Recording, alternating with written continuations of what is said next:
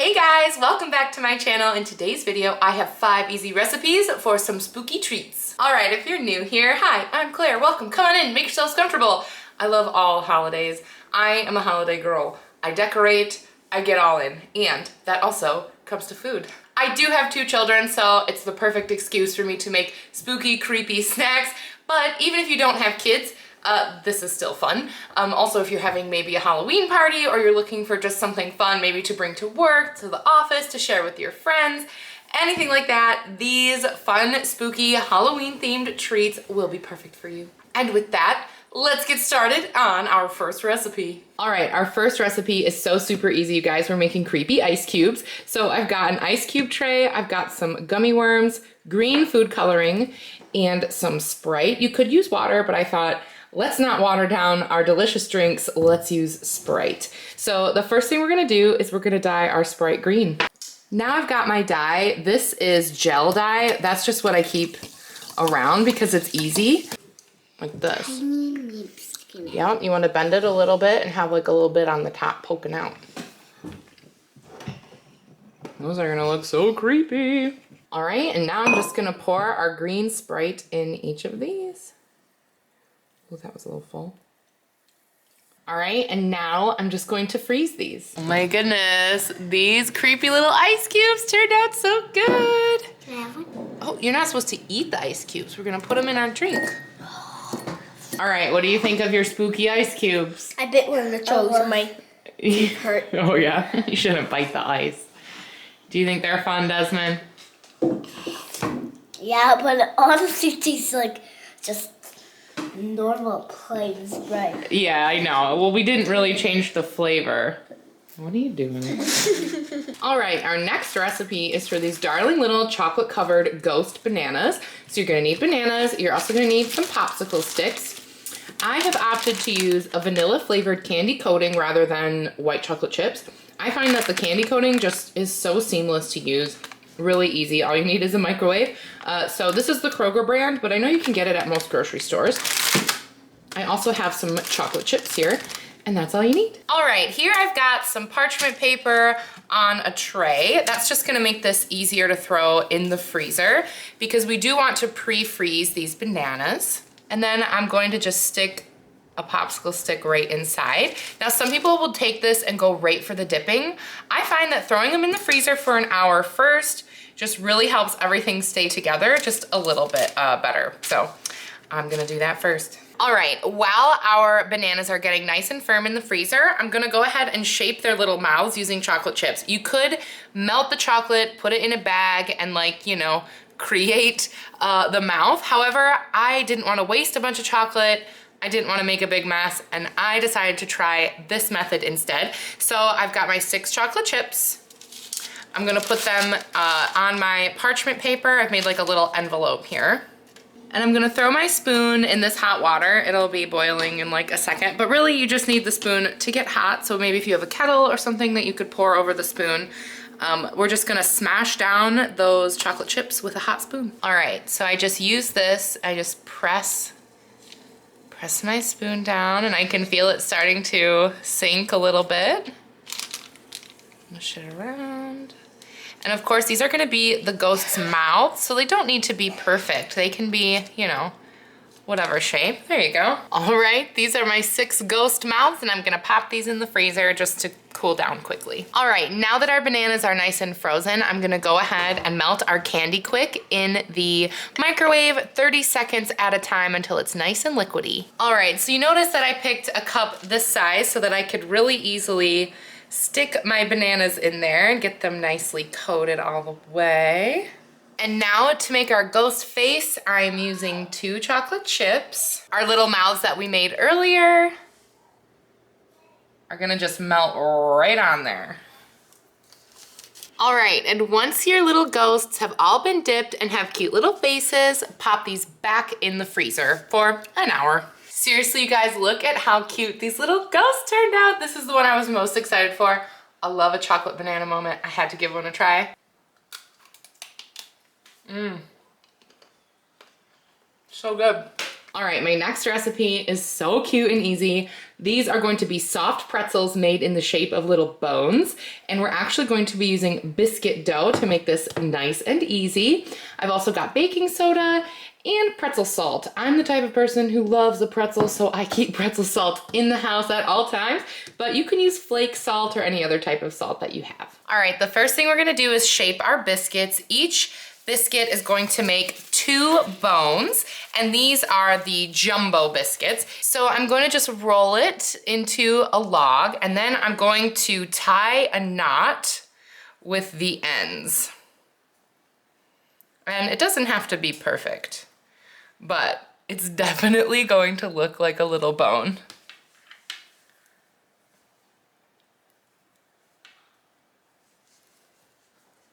All right, now that we have all of our cute little bones, we are going to go ahead and give these babies a little baking soda bath. That is the key to it looking and tasting like a pretzel. All right, I actually have 2 cups of water on a low boil here, and I'm going to add 1/4 cup of baking soda.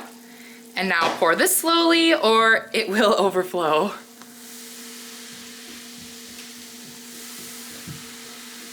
And now we're just going to dunk our little pretzels in there. Couple at a time, just for like a minute or so. And when they've gotten a little bit puffy, I'm just gonna take them, put them in my pan, and now I'm going to take my pretzel salt and just cover them with a bit of salt. All right, I have my oven preheated to 350 degrees.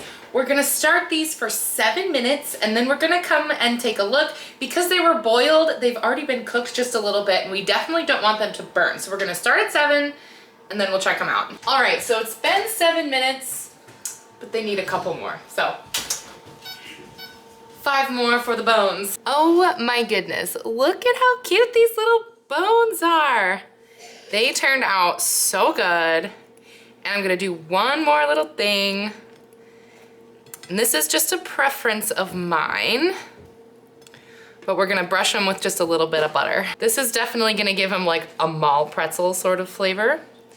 Just a little bit of butter. You like them?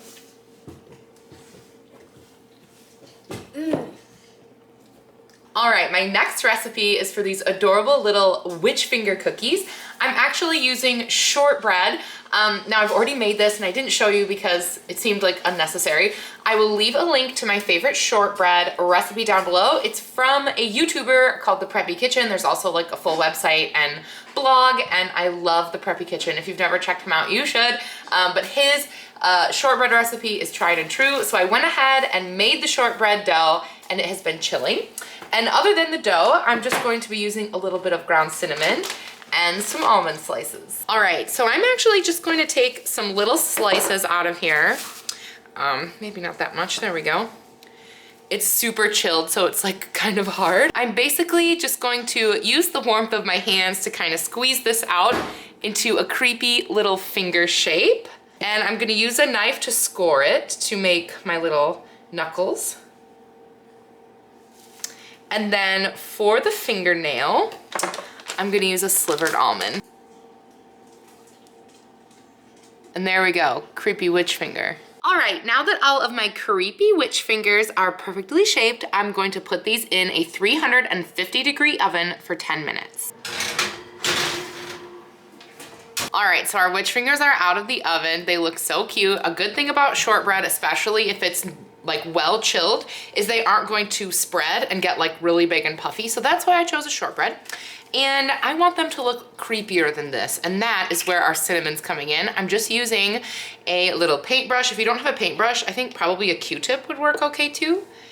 And I'm just gonna make them look all dirty and creepy by adding some little cinnamon bits in the nail bed and on the knuckles. It's probably not gonna add like that much flavor, but it's really gonna make this look so creepy. Now that is a creepy finger. I am so obsessed with these creepy little fingers, you guys.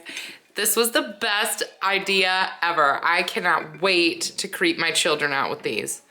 Oh my gosh. And you could dip them in like caramel, or if you had like some sort of like a cheesecake dip or some sort of sweet dip to pair these with, it would be so great at a party or like at a little spooky charcuterie board. Like, come on.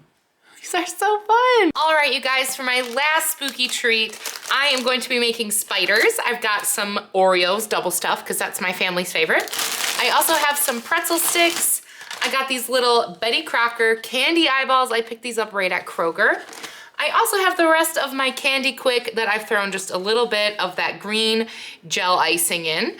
The gel works really well with Candy Quick. However, the liquid food dye can cause it to seize. So be careful when you're dyeing the Candy Quick, but I thought green creepy spiders would be perfect. I'm gonna go ahead and put my Candy Quick in a Ziploc bag just to make it a little easier to put onto my Oreos. Just gonna snip the end there.